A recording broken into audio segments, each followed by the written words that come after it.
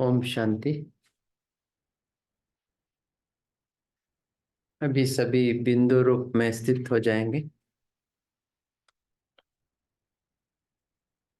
स्वयं भी बिंदु, बाप भी बिंदु।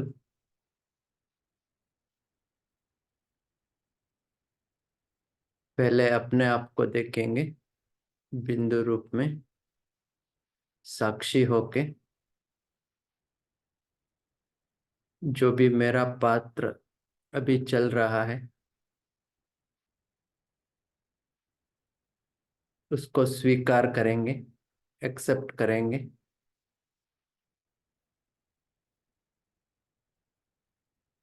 जो भी अभी मेरा पात्र चल रहा है वो अच्छा चल रहा है।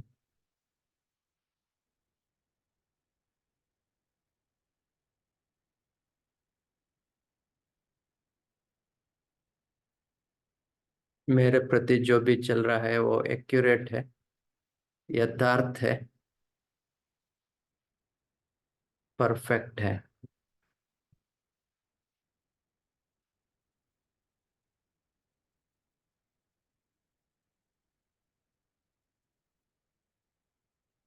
जो भी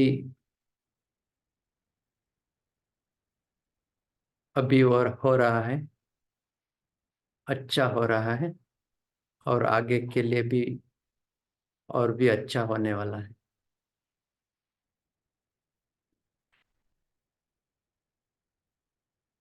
मन को निराल और निश्चिंत बनाएंगे।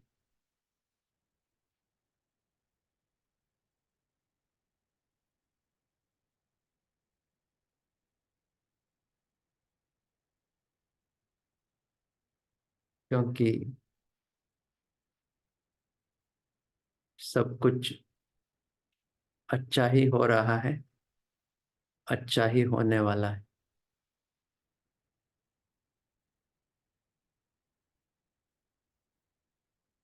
इस निश्चिंतता से अभी बिंदु बन के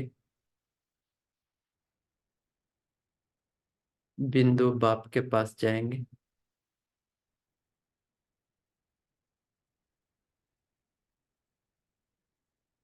जो सिंधु भी है,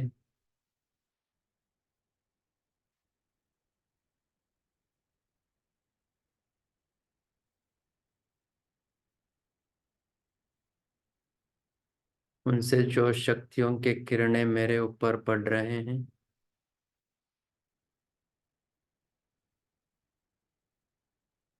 सर्वशक्तिवान, मुझे मास्टर सर्वशक्तिवान बना रहे हैं। मेरे सभी शक्तियां एमर्ज रूप में हैं।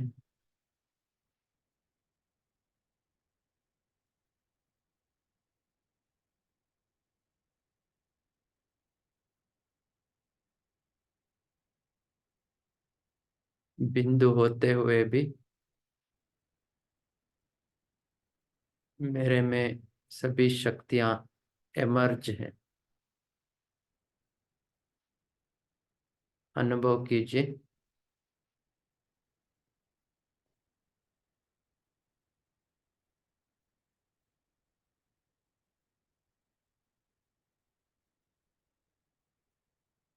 जितना मैं डिटैच्ड हूँ, उतना ज्यादा शक्तिशाली हूँ। बिंदु बनना अर्थात शक्तिशाली बनना।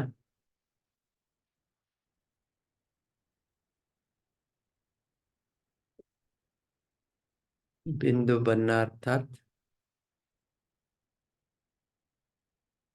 कोई भी आसुरी शक्ति मेरे ऊपर वार नहीं कर सकती है।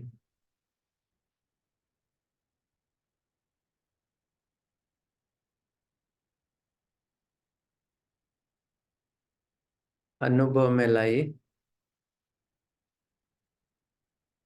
मैं बिंदु चमक रही हूँ।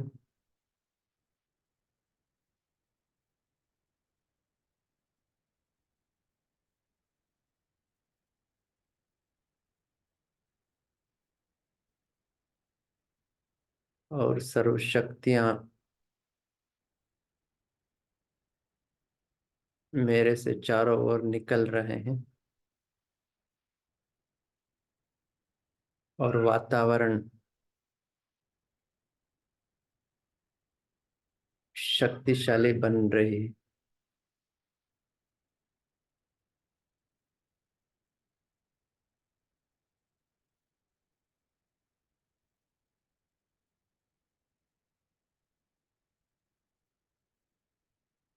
अभी बिंदु बाप में लवलीन हो जाएंगे।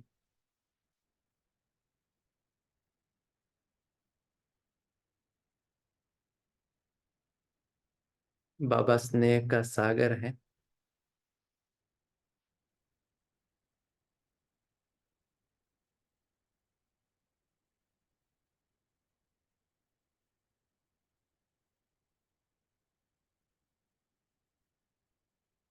सागर अर्थात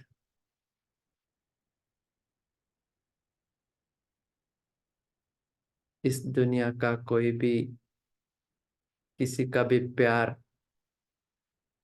उतना हो नहीं सकता जितना बाबा दे रहे हैं।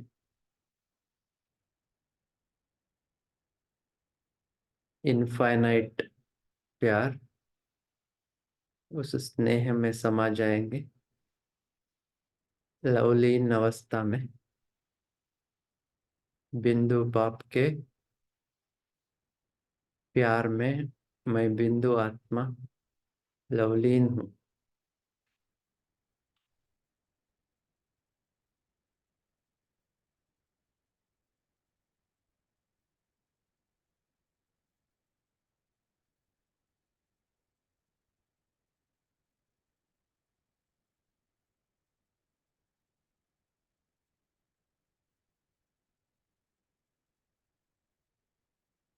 मैं आत्मा प्यार में समा गई हूँ।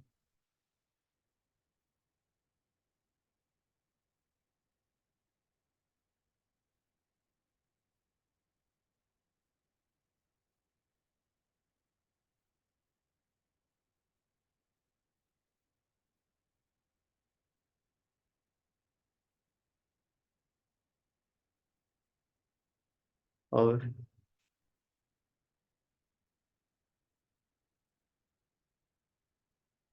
बिंदु से चारों ओर लाइट फैल रही है।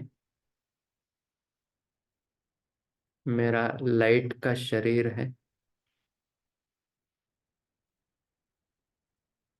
अर्थात मैं फरिश्ता हूँ।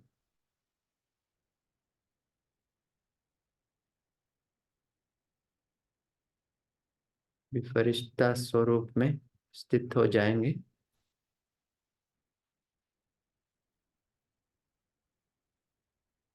बिंदु लाइट और चारों ओर लाइट, शरीर भी लाइट, मस्तक में भी लाइट, मस्तक के ऊपर भी लाइट। लाइट ही मेरा ताज है, लाइट ही मेरा श्रृंगार है। मैं लाइट कारबदारी फरिश्ता हूँ।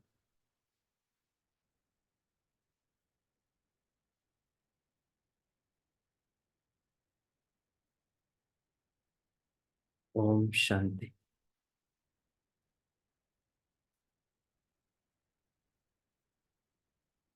तो आज का मुरली बाबा ने कहा, अगर आपको सूक्ष्म फरिश्ता स्थिति या मास्टर सर्वशक्तिवान स्थिति का अनुभव करना है तो पहले बिंदु बनो। बाबा ने 3 बिंदु के बारे में बताया, स्वयं भी बिंदु, बाप भी बिंदु और ड्रामा भी बिंदु।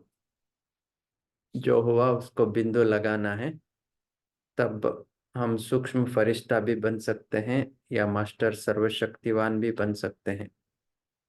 और हमारे स्थिति इतना ऊंच हो जाएगा जैसे हम दूसरों के लिए भी दर्पण बन सकते हैं, और जो भी हमको देखेंगे उनको साक्षात्कार होगा, लेकिन ये तीनों कालों का साक्षात्कार होगा।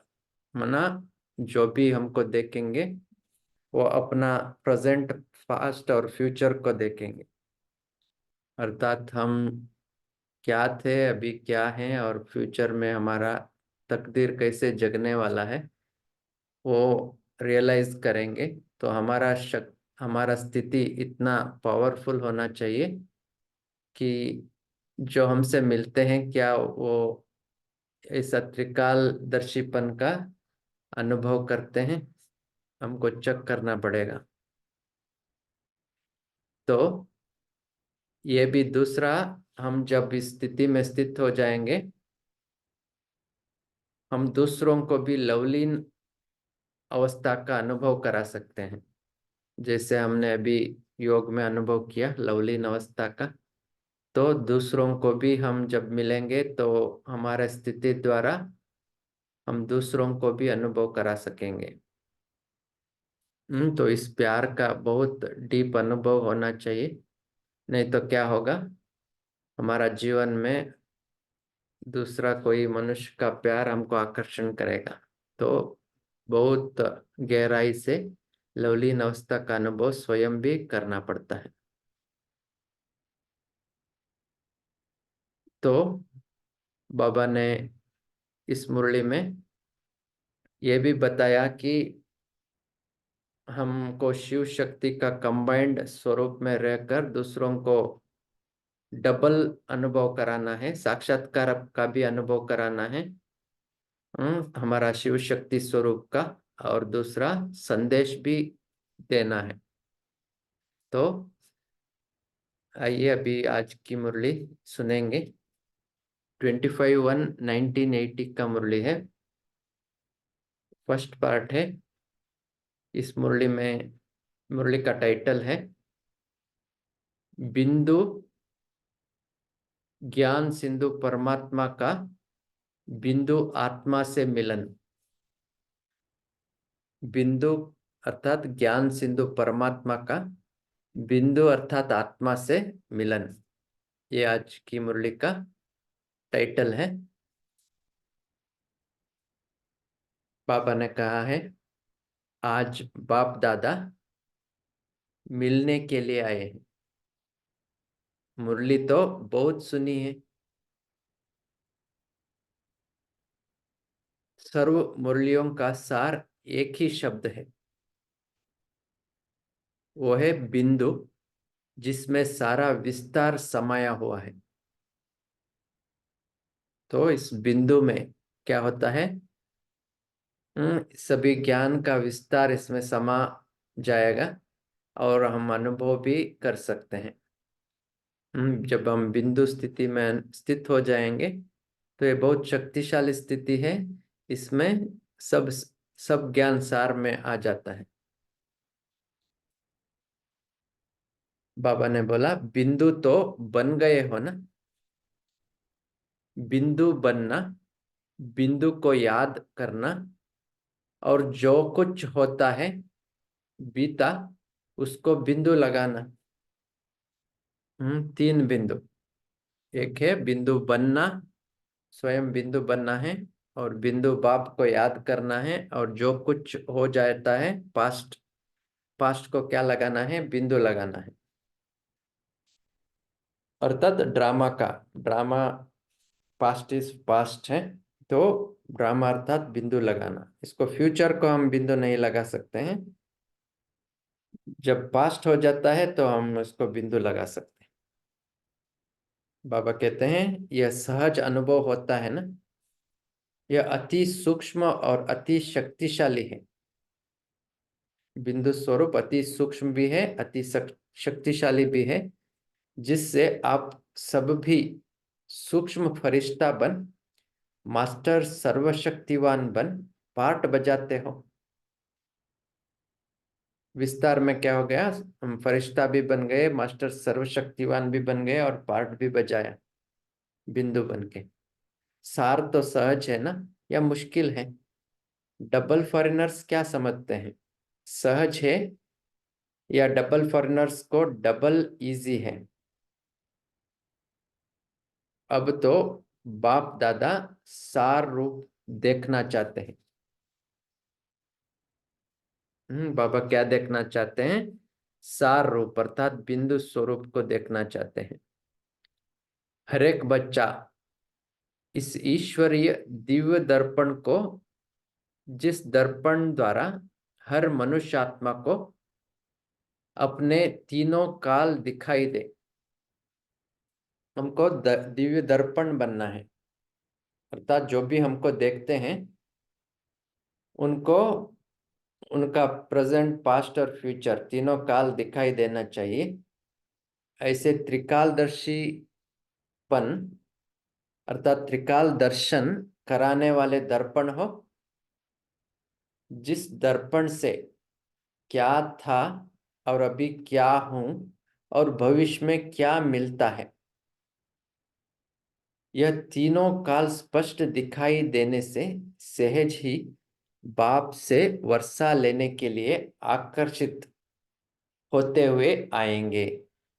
अर्थात हमारा स्थिति इतना ऊंच होना चाहिए तो उनको भी समझ में आना चाहिए वो क्या है, क्या बन रहे हैं और क्या बनने वाले हैं। ये तीनों उनको दिखाई देना चाहिए। अर्थात हमारा स्थिति इतना शक्तिशाली होना चाहिए, तभी वो तीनों कालों को देख सकते हैं।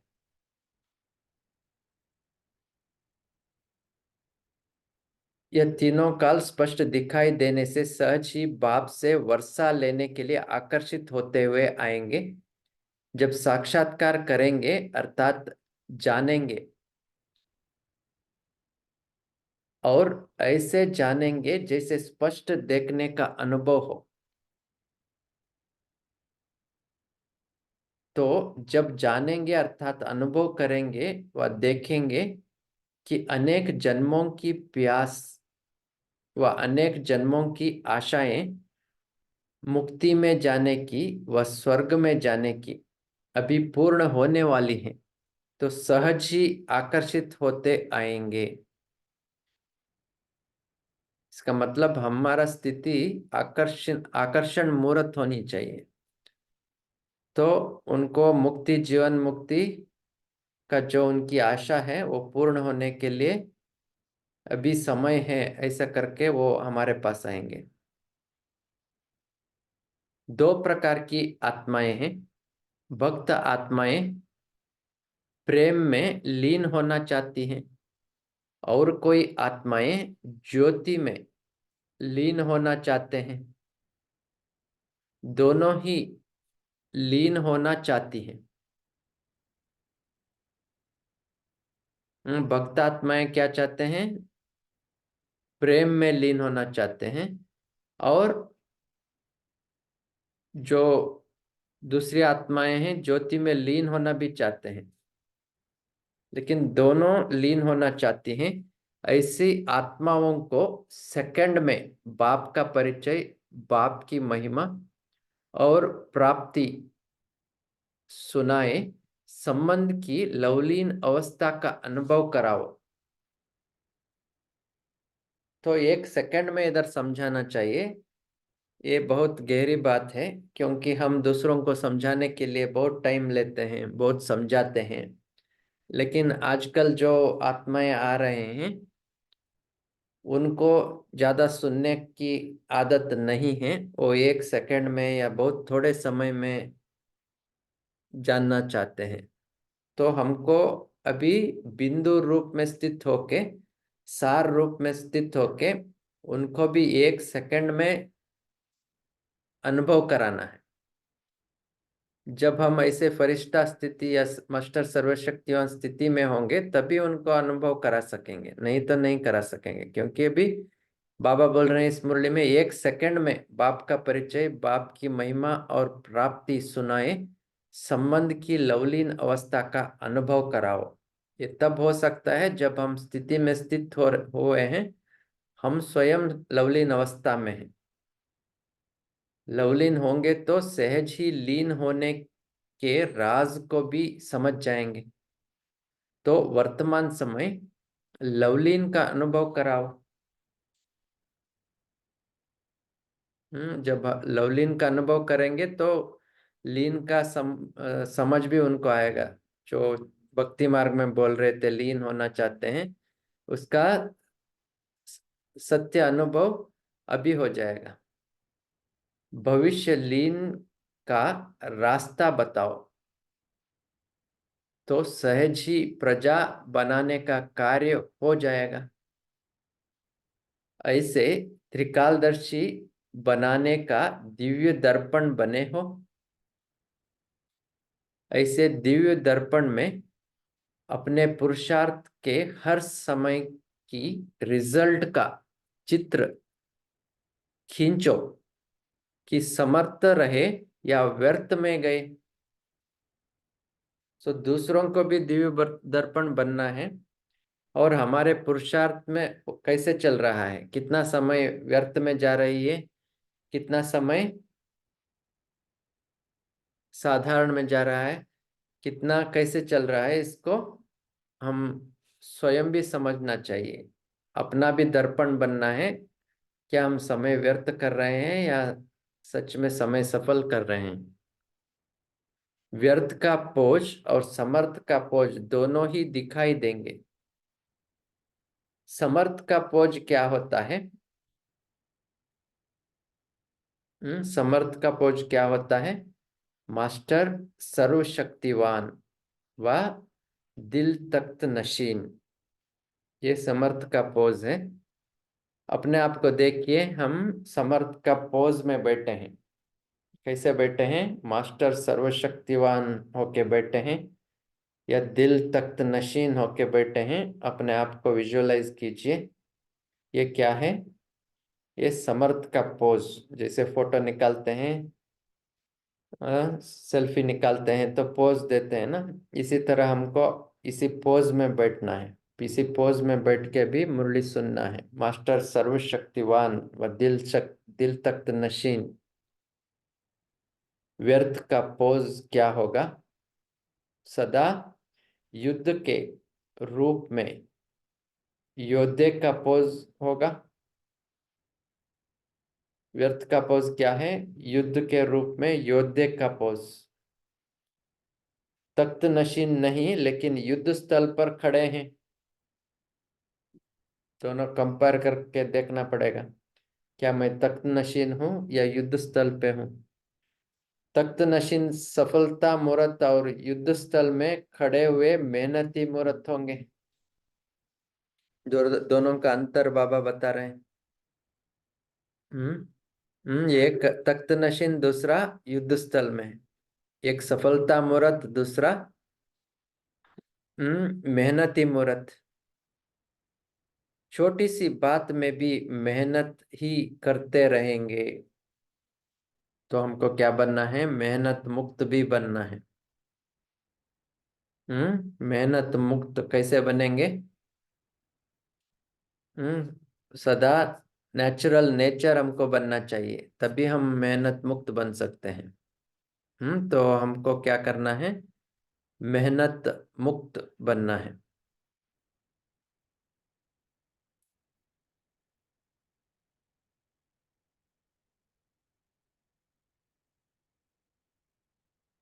छोटी सी बात में भी मेहनत ही करते रहेंगे, वह याद स्वरूप होंगे, वह फरियाद स्वरूप होंगे। जो सर्वशक्तिवान है वो याद स्वरूप, जो मेहनत कर रहे हैं वो फरियाद ही करेंगे, कंप्लेंट ही करेंगे। कंप्लीट नहीं बनेंगे, सिर्फ कंप्लेंट। हमारे में ये प्रॉब्लम है, हमारे लिए ये समस्या है, ये कष्ट है, ये हो रहा है, वो हो रहा है, ये ठीक करो, वो ठीक ठीक करो। ऐसे करके फरियाद ही देंगे बाबा को। ऐसे अपना ही स्वरूप देखते रहेंगे और दूसरे को भी तीनों काल का दर्शन कराएंगे। ऐसे दिव्य दर्पण बनो। समझा? बाबा बोल रहे हैं क्या बनना है? दिव्य दर्पण बनना है। नेक्स्ट पॉइंट है आज तो डबल फॉरेनर्स और गुजरात से मिलना है। दोनों की डांस करने में राशि एक ही है।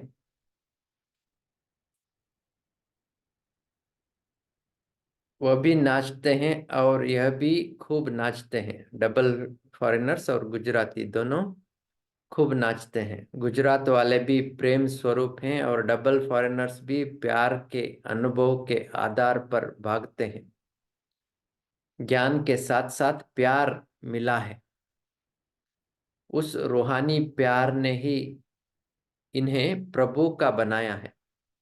डबल प्यार मिलता है, एक बाप का दूसरा परिवार का। तो प्यार के अनुभव ने परवाना बनाया है। प्यार विदेशियों के लिए चुंबक का काम करता है। सो विदेशी क्या बन गए हैं? प्यार में परवाना बन के दूर देश से चुंबक शिव बाबा के पास आ गए। फिर सुनाने सॉरी फिर सुनने व मरने के लिए भी तैयार हो जाते हैं। यह मरना तो पसंद है ना। हम्म यह मरना तो पसंद है ना। ये मरना अर्थात स्वर्ग में जाना। इसलिए मरने वाले के लिए कहते हैं स्वर्ग गया। वह मरने वाले नहीं जाते हैं, लेकिन संगम पर जो मरा वह स्वर्ग गया। जो लौकिक में मरता है तो वह स्वर्ग में कैसे जा सकते हैं? नहीं जा सकते हैं। लेकिन यहाँ बाप के याद में जो शरीर छोड़ते हैं, या जो बाप के याद में इधर मरना मना सफल करना भी मरना है। जो बाप के याद में सफल करते हैं संगम में, वो स्वर्ग में गया। इसकी कॉपी करके जो देह से मरते हैं उनके लिए अखबार में डालते हैं कि फलाना स्वर्ग गया। तो यह मरना पसंद है ना। इधर मरना मना मरना नहीं है, इधर मरना मना जीना है। इधर मरना मना बाप का बनना है। इधर मरना मना त्याग करना है। क्या त्याग करना है? देहाभिमान का त्याग, विकारों का त्याग। तो इधर मरना मना सफल बनना है। तो बाबा बोल रहे हैं, तो यह मरना पसंद है ना। अपनी मर्जी से मरे हो ना, मजबूरी से तो नहीं। वहां तो मजबूरी से मरते हैं, इधर तो हम अपने मर्जी से मरते हैं, है ना। पुरानी पुरानी दुनिया से मरते हैं। यह सारी सभा मर्जीवा बनने वालों की है ना। कहाँ सांस रुका हुआ तो नहीं है पुरानी दुनिया में। हमारा सांस पुरानी दुनिया में रुक गया है, या उधर छोड़ के इधर आए हैं? मना बुद्धि से, स्टूल से नहीं। यही वंडर है जो मरे हुए भी हंसते हैं। फॉरेनर्स बाबा की बातों से हंस रहे थे। बाबा बोल रहे हैं सभी हंस रहे हैं। जो मर गए हैं वो सब हंस रहे हैं। आप लोगों की क्रिश्चियन फिलॉसफी में भी है कि मुर्दों में आकर जान डालते हैं। क्रिश्चियंस दिखाते हैं कि जीसस ने सभी को जान दे दिया, ऐसा करके बहुत बोलते हैं। पहले मुर्दे बने, फिर जान पड़ गई, नया जन्म हो गया। इस मरने में मजा है, डर नहीं है। बाबा बोल रहे हैं इस मरने में मजा है, डर नहीं है। नेक्स्ट दीदी से। दीदी मना मनमोहिनी दीदी। 83 में मनमोहन दीदी ने शरीर छोड़ा, तो ये 80 का मुरली है। तो बाबा दीदी से बात कर रहे हैं। तभी दीदी और प्रकाश मणि दादी वो दोनों हेड्स थे। तो दीदी से वर्तमान समय महावीरों की वतन में विशेष महफिल लगती है। ओम शांति। हाँ जी। भाई जी, ये पहला पार्ट है, ये खत्म हुआ, यहाँ तक ही पढ़ना है। अच्छा, ठीक है। फिर इधर समाप्त करेंगे। ये दीदी से कल सुनेंगे आप। तो आज की मुरली में बाबा ने विशेष यही कहा बिंदु के बारे में, और मास्टर सर्वशक्तिवान फरिश्ता बनना है बिंदु बन के। फिर हम दर्पण बनेंगे दूसरों को और अनुभव कराएंगे। तो अभी क्या करेंगे, 2 मिनट योग करेंगे या डिस्कस करना है, क्या जी, करेंगे? 1 मिनट साइलेंस रहेंगे और फिर सभी अपने अपने पॉइंट्स डिस्कस करेंगे। ओके, तो अभी साइलेंस में 2 मिनट कंटेम्पलेशन करेंगे।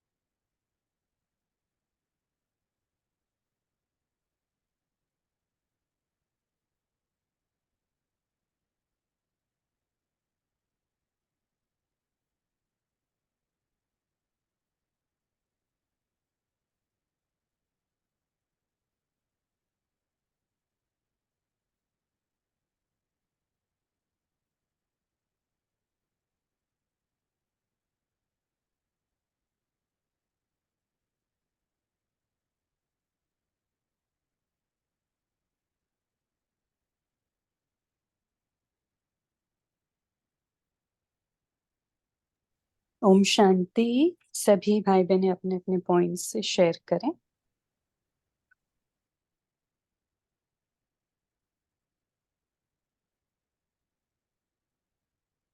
जिनको जो पॉइंट अच्छा लगा।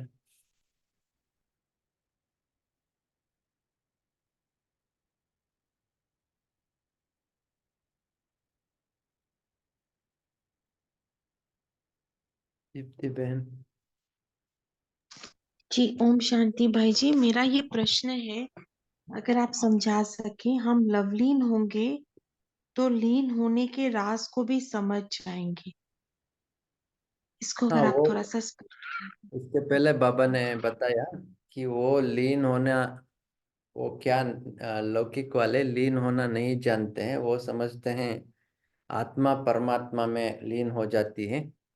वो वैसे करके समझते हैं, या तो परमात्मा में लीन हो जाएंगे, या हम सभी जनन मरण से मुक्त होके परमानेंट परमधाम में चले जाएंगे, ऐसा करके लौकिक में समझते हैं। लेकिन हमको क्या करना है, लवलीन स्थिति में रह के उनको ऐसा अनुभव कराना है जिससे उनको वो जो भक्ति मार्ग में समझ रहे थे उसका असली अर्थ अभी समझ में आएगा। वो तब जो समझ रहे थे कि आत्मा परमात्मा में लीन हो जाएगा, लेकिन इधर बाबा बोल रहे हैं लवलीन होना है, बाबा के प्यार में लीन हो जाना है। तो हम उस अनुभव उनको करा देंगे तो वो लवलीन का या लीन, पहले जो लीन होने का अर्थ और अभी का अर्थ दोनों का फर्क उनमें समझ में आएगा, और ऑटोमेटिकली वो समझ जाएंगे लीन क्या है, लीन का अर्थ समझ जाएंगे। लेकिन उसका अनुभव हमको कराना है। ज्यादा बोलने के अगत्य भी नहीं है, ज्यादा बोलना भी नहीं है, लेकिन हमको लवलीन स्थिति में स्थित हो जाना है तो वो समझ जाएंगे लीन क्या होता है। ठीक है। जी शुक्रिया, थैंक यू। और कौन? RC ओ एम ऐसा? जिन्होंने हैंड रेस किया है ना, थोड़ा एक एक करके अनम्यूट।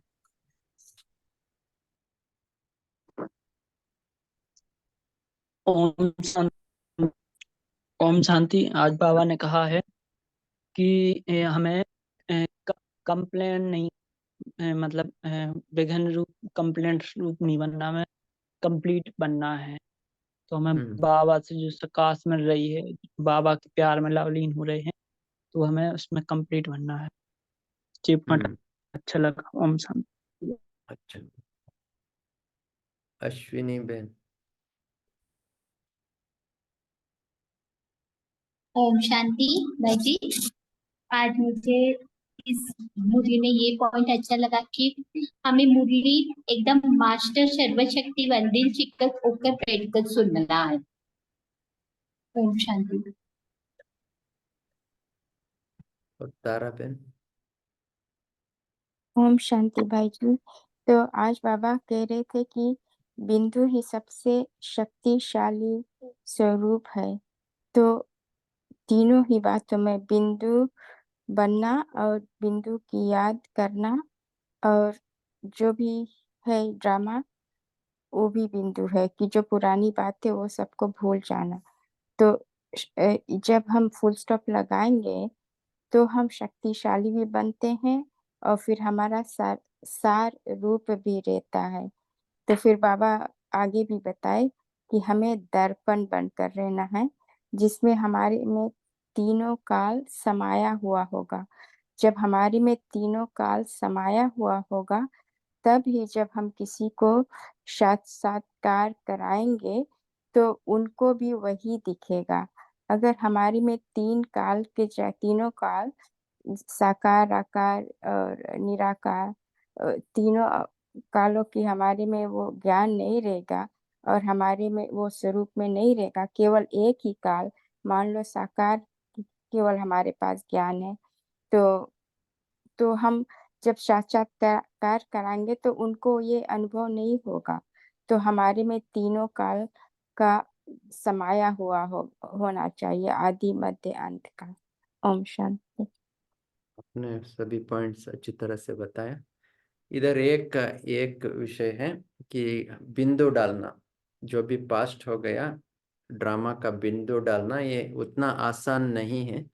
हम दूसरों के लिए बोलेंगे तो बहुत आसान लगता है, बिंदु डालना है करके। किसी को कुछ हो जाता है तो हम उनको ज्ञान देंगे कि ड्रामा बिंदु है, बिंदु लगाओ। लेकिन हमारे अपने को कुछ होता है तो बिंदु लगाना उतना आसान नहीं है। इसलिए हमको क्या करना है, हर रोज प्रैक्टिस करना है। कुछ समय फिक्स्ड टाइम रख के 5 मिनट 10 मिनट योग में मैं आत्मा बिंदु हूँ, जो भी चल रहा है वो अच्छा चल रहा है, कैसे भी हो उसको एक्सेप्ट करके फिर बिंदु लगाना है। जो भी मेरा जीवन में चल रहा है उसको एक्सेप्ट करो, आज जो भी चला है उसको एक्सेप्ट करो और बिंदु लगाओ। इसको रोज प्रैक्टिस करना है। अगर रोज प्रैक्टिस नहीं करेंगे योग में तो बिंदु लगाना, जब कुछ प्रॉब्लम होता है हमारे जीवन में तो हम खुद बिंदु नहीं लगा सकते हैं। इसलिए प्रैक्टिस करने की बात है। सभी को दिन में कुछ 5-10 मिनट इसको रखना है और जो भी चल रहा है वो अच्छा चल रहा है करके पास्ट को प्रेजेंट को विजुअलाइज करके बिंदु लगाने का प्रैक्टिस कीजिए। ठीक है। और जयंत। ओम शांति भाई जी। हाँ जी भाई आज जी। के मुरली में बाबा के महावाक्य डबल फॉरेनर्स और गुजरात इनके बारे में कहा है। बाबा ने इनके बारे में ऐसा कहा है कि उनकी डांस की राशि एक है। तो इसका गूढ़ अर्थ क्या है, इसके बारे में आप इस विस्तार से बताएंगे तो अच्छा होगा। ओम शांति भाई जी। नहीं, मुझे तो ऐसा लग रहा है, ये तो स्थूल विचार में बाबा ने बताया होगा। ये मुझे ऐसा लग रहा है, स्थूल में गुजरात वाले भी बहुत डांस ज्यादा करते हैं। ऐसे देखा जाए तो सभी जगह में ऐसे डांस नहीं करते हैं, लेकिन गुजरात वालों को नेचुरली ये गारबा डांस करने का आदत है। तो किधर भी डांस करना शुरू कर देते हैं, कोई भी फंक्शन हो घर में। लेकिन दूसरी जगह में ऐसा नहीं करते हैं। और विदेश वाले भी वैसे डांस करने में होशियार हैं। उनके जो डांस होता है वो करेंगे। लेकिन उस स्थूल रूप में बाबा ने बताया होगा। तो बाबा हमेशा स्थूल रूप को लेके फिर सूक्ष्म में भी बताते हैं। वो तो ज्ञान डांस करना पड़ेगा सभी को। लेकिन बाबा ने जो शुरू में कहा है वो स्थूल रूप में कहा है, ऐसे करके मुझे लग रहा है। लेकिन बनना क्या है, हमको डांस, ज्ञान का डांस करना है, तो सभी को करना है। तो हम सभी इसको अलौकिक रूप में लेके क्या करेंगे, डांस करेंगे। अच्छा, ठीक है। और किसी ओम को कुछ बोलना है इस बारे में? ओम शांति भाई जी, शुक्रिया भाई जी। ओम शांति भाई जी। हाँ जी। बाबा ने बताया लौकिक में कोई शरीर छोड़ता है तो कहते फलाना स्वर्ग पधारा। बाबा कहते स्वर्ग में तो वो जाता ही नहीं, लेकिन संगम पर जो मरता है, शरीर छोड़ता है, तो वो स्वर्ग में जाता है। इसको कॉपी करके इस दुनिया में जो देह से मरते उसके लिए कर देते, अखबार में डाल देते कि फलाना स्वर्ग पधारा। बाबा कहते हैं ऐसी कोई बात है ही नहीं। यहाँ तुम बच्चे मर्जीवा बनते हो। मर्जीवा अर्थात अपनी मर्जी से शरीर छोड़ते हो, मजबूरी से नहीं। तो बाबा ने क्रिश्चियन फिलॉसफी के बारे में भी बताया कि कहते मुर्दों में आकर जान डालते हैं, पहले मुर्दे बने फिर जान पड़ गई, नया जन्म हो गया। तो बाबा कहते इस मरने में मजा है, संगम पर मरने में मजा है, डर नहीं है। ओम शांति। ओम शांति भाई जी।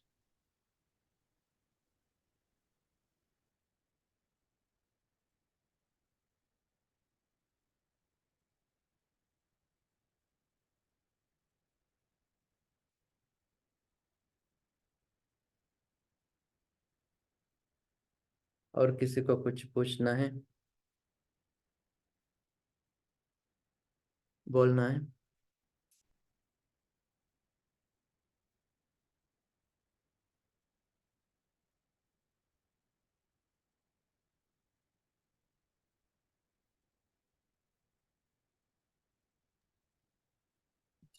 ओम शांति। हाँ जी। तो किसी को कुछ पूछना है भाई जी को, या कुछ नया पॉइंट जी सुनाना ओम है तो सुना सकते। जी ओम शांति भाई जी, मेरे को एक क्लैरिफिकेशन चाहिए थी। बाबा ने कहा कि मरना मतलब स्वर्ग जाना, तो संगम पर मरना मतलब स्वर्ग जाना। तो मरना यानी कि अपने पुराने स्वभाव, संस्कार और विकारों से मरना। तो जब वो हम अपने पुराने स्वभाव, संस्कार, विकारों से मरेंगे तभी हम स्वर्ग जाएंगे। इसका यही मतलब है ना? प्लीज क्लैरिफाई कर दीजिए। थैंक यू बिल्कुल ओम सही शांति। है, आप जो कह रहे हैं सही है। तो हमको ये जो भी पुराने चीजें हैं उससे मरना है, अर्थात सुखी रहना है।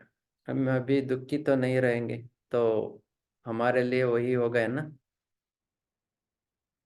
आप जो कह रहे हैं ठीक है। शुक्रिया संगीता। भाई जी।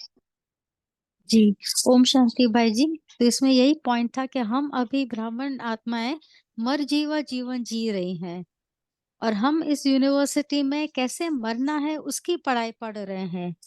मतलब जीते जी हम पूरा, जैसे कल की मुरली में था ना, संपूर्ण बेगर बनना है, तो अभी मर जीवा जीवन ही है हमारा। जीते जी मरना मतलब किसी भी चीज में आकर्षण या इंटरेस्ट नहीं। ओम शांति। बिल्कुल सही। इसलिए ब्राह्मण को द्विज बोलते हैं ना, लौकिक में दूसरा जन्म लेने वाले, दो जन्म। अच्छा।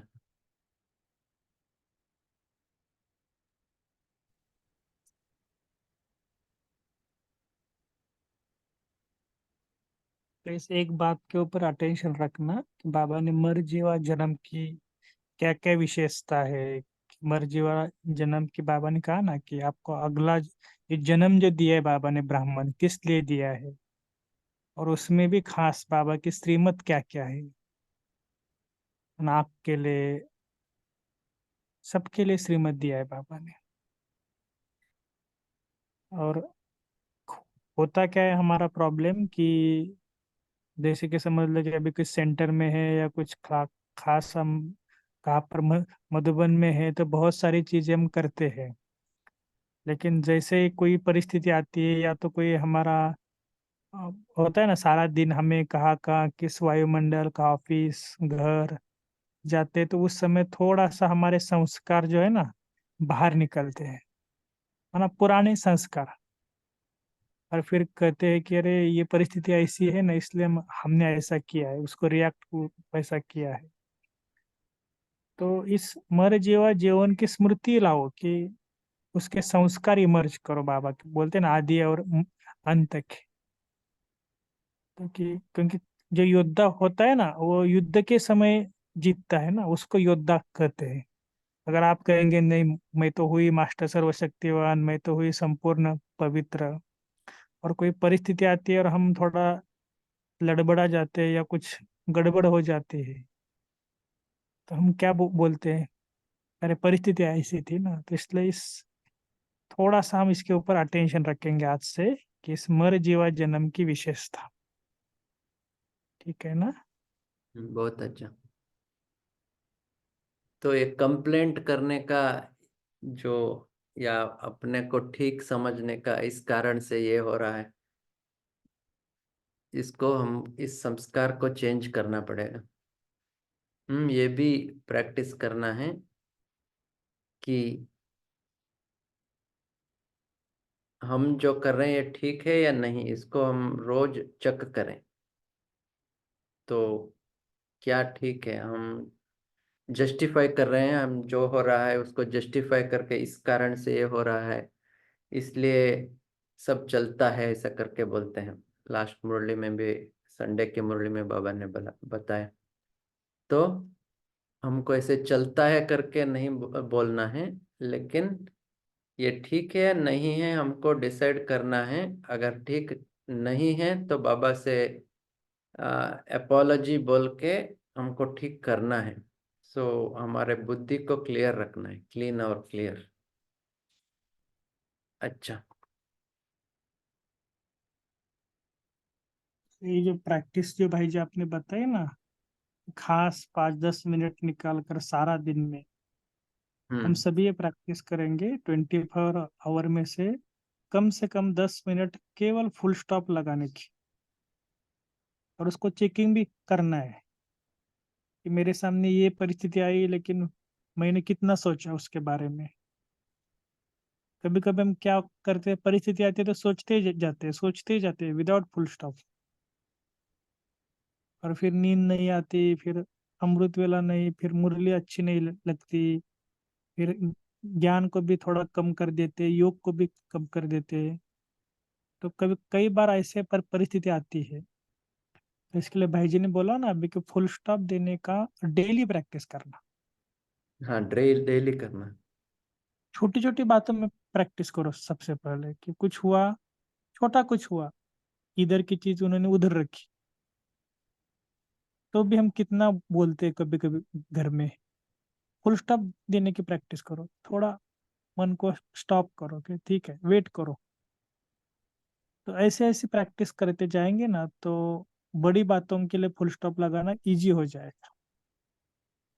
तो ये सबके लिए आज से होमवर्क है, आप 1 मास के लिए करके देखो कि 5-10 मिनट खास इसके ऊपर योग करना। फुल स्टॉप कितना समय लगाया, बिंदु बनना, ड्रामा बिंदु, बाबा बिंदु, मैं बिंदु। तो अभ्यास मुझे भी पर्सनली बहुत अच्छा लगा, इसलिए आप सभी भी अवश्य इसका अभ्यास करना, ताकि हम बाद में भाई जी को बताएंगे कि हमारे जीवन में क्या माना नवीनता आई, फिर फुल स्टॉप देने से क्या पुरुषार्थ कैसे बढ़ा, योग कैसे बढ़ा। ठीक है जी, जिन्होंने 100 किया पूछो। जी शुक्रिया। ओम शांति। जैसे कि अभी ये बहुत अच्छा डिस्कशन चल रहा है, सभी के विचार मतलब डबल रिफाइन हो रहे हैं, तो मुझे भी बहुत अच्छा लग रहा है। मैं कल से ही क्लास में ज्वाइन हुआ, तो एक क्वेश्चन मतलब थोड़ा सा समझना था कि कल की मुरली से था ना कि तो उसमें अमृत पेले के बारे में बताया था। तो मैं ये चाहता हूँ कि थोड़ी सा जो मतलब मुझ आत्मा का अमृत वेला थोड़ी सा अच्छा नहीं हो रहा है जैसा चाहते हैं, क्योंकि मैंने एक लक्ष्य रखा था, तो उसके अनुसार हम उस पर चल नहीं पा रहे हैं। और दूसरा ये है कि थोड़ी सी वो सकाश रहती है ना, तो अभी ग्रुप के सभी मेंबर्स हैं, तो मतलब मैं गांव में रहता हूँ, तो मतलब मुझे आत्मा के लिए 5 मिनट का थोड़ी विशेष सकाश दे दीजिए, ड्रिल करा दीजिए। ओम शांति। शुक्रिया। ओम शांति। आप कल क्या बताया था अमृत वेला के बारे में? भाई जी, जो कल अम, की वाणी थी वो उसका दूसरा भाग में अमृत वेला और मनसा सेवा के बारे में बाबा ने बताया था कि मनसा सेवा को बढ़ाइए, अमृत वेला पावरफुल कीजिए, क्योंकि अगर अमृत वेला पावरफुल नहीं होगा तो मनसा सेवा भी पावरफुल नहीं होगी। अभी तो वायुमंडल को परिवर्तन करना है आपको, अपने घर के, अपने स्थान के, अपने शहर के, भारत के और फिर विश्व के। तो ये सब कैसे होगा? तो हम सबको, अपने को भी चढ़ती कला में लेना है, सभी को चढ़ती कला में लेके जाना है। तो इसके लिए पावरफुल अमृत वेला और फिर मनसा सेवा का अभ्यास बहुत जरूरी है। ये था कल की वाणी में। तो इसके ऊपर से भाई जी आज पूछ रहे हैं, कल उनको हम सुन नहीं पा रहे थे बराबर से कनेक्शन की वजह से। तो आपका कुछ चिंतन है तो बताइए, तो सबको फायदा होगा अमृत वेला के बारे में। अच्छा अच्छा, अमृत वेला एक बहुत बड़ा टॉपिक है,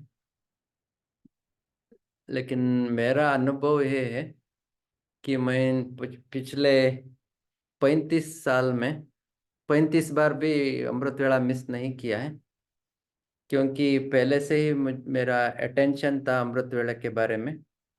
तो अमृत वेला का जो प्रिपरेशन है वो पिछले दिन सारा दिन चलना चाहिए। नेक्स्ट डे अमृत वेला कैसे योग करना है, जैसे एक्साइट होना चाहिए, कल अमृत वेला आने वाला है और मुझे अमृत वेले में अच्छा योग करना है, ऐसे हमको एक्साइटमेंट होना चाहिए। और पिछले दिन से हमारा तैयारी होना चाहिए। दूसरा, खाने का बहुत रात में खाने का या सारा दिन खाना थोड़ा हल्का रखना है। जितना हल्का रखेंगे उतना अमृत वेले में नींद नहीं आएगा। और रात तो हम 1 घंटा मुरली पढ़ते ही हैं, तो आपका उसमें भी आ गया मुरली रिवाइज करना, वो भी अच्छा है अमृत वेले के लिए, प्रिपरेशन के लिए। लेकिन मेन क्या है, हमारे में अटेंशन होना चाहिए कि कल का अमृत वेला अच्छा होना चाहिए, लेकिन टेंशन नहीं होना चाहिए। खुशी खुशी से हमको अमृत वेले के बारे में पहले से ही प्रिपेयर करना चाहिए। हम क्या टॉपिक में योग करें, कैसे योग करें, कैसे लवलीन अवस्था में बैठें, तो इसको थोड़ा गहराई में लेना पड़ेगा। ये मेरा अनुभव है। लेकिन पॉइंट्स तो आप पहले कलेक्ट कर सकते हैं। अमृत वेले के बारे में स्पार्क का भी एक छोटा बुक होगा, उस बुक को पढ़ लीजिए। अमृत वेले के लिए क्या क्या तैयारियां करनी है, ज्ञान के हिसाब से वो बुक अच्छा है।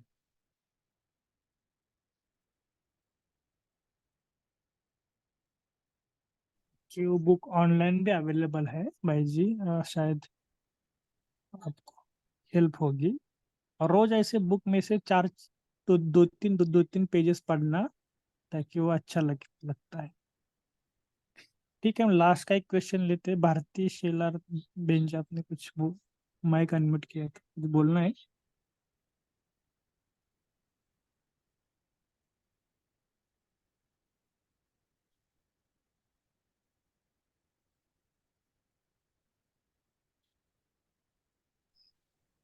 जी भाई जी, वो ऐसे ही हो गया था। ठीक है, ठीक है, कोई बात।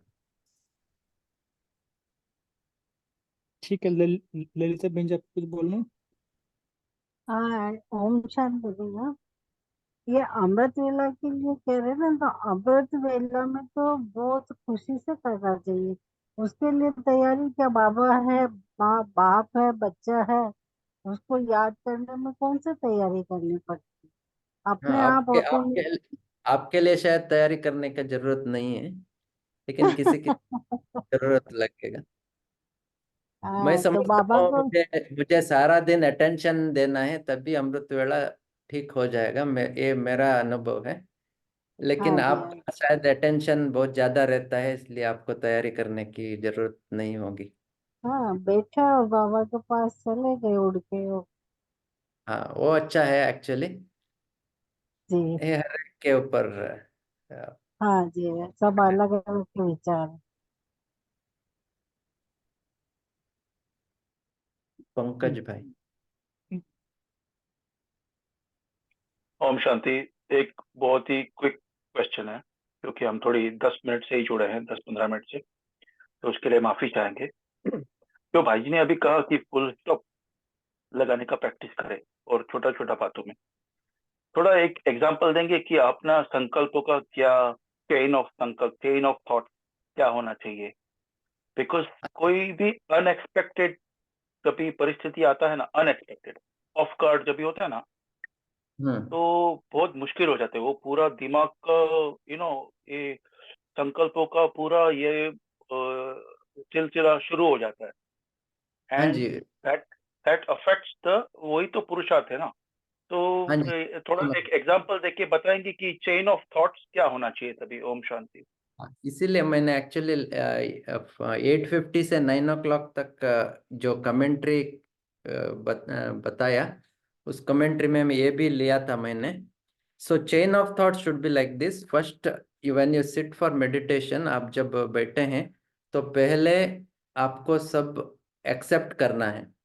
सो आप बैठ लीजिए योग में, और अभी जो भी हो रहा है मेरा जीवन में वो मैं एक्सेप्ट करता हूँ, रिजेक्ट नहीं करूँगा, एक्सेप्ट करूँगा, क्योंकि ये ड्रामा जो है वो कल्याणकारी है। जो हो रहा है वो अच्छा हो रहा है। ड्रामा जो है वो परफेक्ट है। वो रोज करना है। ड्रामा जो है वो यथार्थ है। ड्रामा जो है वो एक्यूरेट है। इसलिए मेरा जीवन में अभी जो चल रहा है उसे मैं एक्सेप्ट करूँगा। उसके बाद क्या करना है? उसके बाद जो ड्रामा कल्याणकारी है, अभी जो मेरा जीवन में चल रहा है वो कल्याणकारी ही है। शायद मैं अभी नहीं जानता हूँ, आगे चल के जान सकता हूँ। आगे पता चलेगा क्यों कल्याणकारी है। इसलिए अभी जो चल रहा है वो कल्याणकारी है, वो रोज करना है। लेकिन जब प्रॉब्लम आता है तब करेंगे तो वो फेल हो जाएगा। इसलिए रोज प्रैक्टिस करने से ही ये काम करेगा, नहीं तो ये ड्रामा का जो पॉइंट है तब नहीं काम करेगा। जब एग्जाम के टाइम में आपको प्रैक्टिस नहीं कर सकते, आप एग्जाम के पहले ही आपको प्रैक्टिस करना पड़ेगा। जो भी खेल खेलते हैं खिलाड़ी लोग, टेनिस वाला एक शॉट के लिए 10,000 बार प्रैक्टिस करता है, तभी वो परफेक्शन आता है। इसी तरह से हमको भी रोज ये दोहराना पड़ेगा।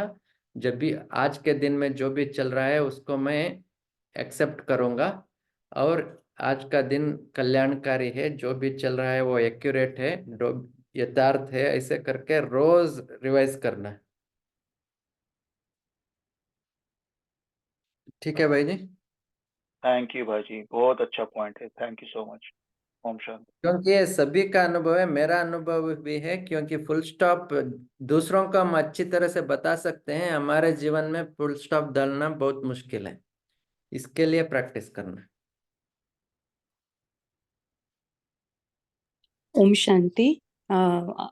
हमारा टाइम भी हो गया है, तो भाई जी हमें होमवर्क तो आपने दिया है, लेकिन फिर से एक बार होमवर्क देकर हम 1 मिनट साइलेंस रहकर कॉल को एंड करेंगे। थैंक यू आप सभी का हमसे जुड़ने के लिए। ये होमवर्क लेंगे हम कि हम आ, कल सवेरे या कल एक कोई फिक्स्ड टाइम में, कल से थोड़ा दिन के लिए, कम से कम थोड़ा दिन के लिए हम ये ड्रामा के बारे में रिवाइज करेंगे योग में बैठ के। ऐसे ही नहीं, योग में बैठ के रिवाइज करेंगे और एक्सेप्ट करेंगे जो भी हमारे जीवन में आ रहा है, जो भी हमारे जीवन में पात्रधारी हैं, चाहे बच्चे हो, पति हो, कोई भी हो, पत्नी हो, सब एक्सेप्ट करेंगे। पहले एक्सेप्ट करेंगे और ड्रामा का फुल स्टॉप लगाएंगे। यही होमवर्क है। अच्छा, सभी को धन्यवाद। ओम शांति। Good night.